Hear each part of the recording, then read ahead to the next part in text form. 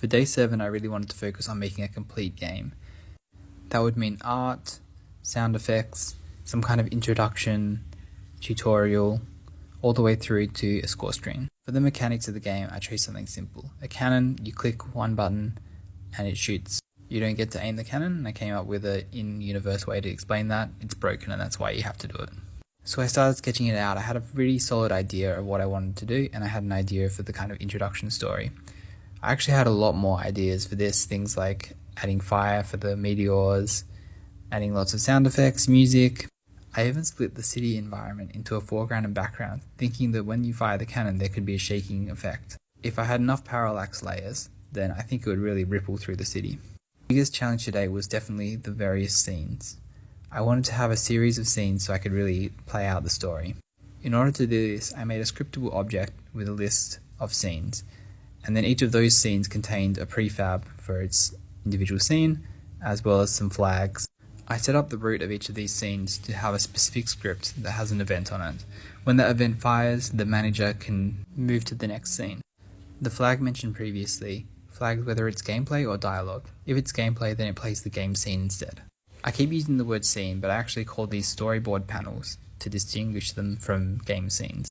This is really flexible, and this is what I should have done for the RPG game the other day, where I had multiple battle scenes and multiple story scenes. Having a generic game object as the prefab means that I can instantiate whatever I want. The second biggest challenge today was pixel art. I'm definitely not a very good pixel artist, so I struggled with making the various components. Some of them, such as the cannons and the city, are passable, but drawing pixel art now.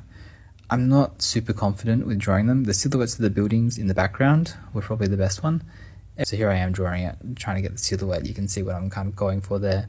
I ended up with a military uniform, which was not the right choice. This is the radar screen showing all the blips of asteroids coming down over the city.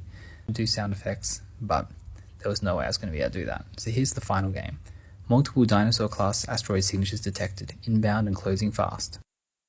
Activate the planetary defense cannon. Cannon powers up. I would have liked to have animation here. The steering head has sheared off the aiming gear. We've lost control of the elevation. Further firing will weaken it. It will take hours to fix. Switch to manual fire control. Armstrong took a great leap, but now it's your turn to prevent a great fall. I'll leave fire control in your hands. God help us all. So here we start.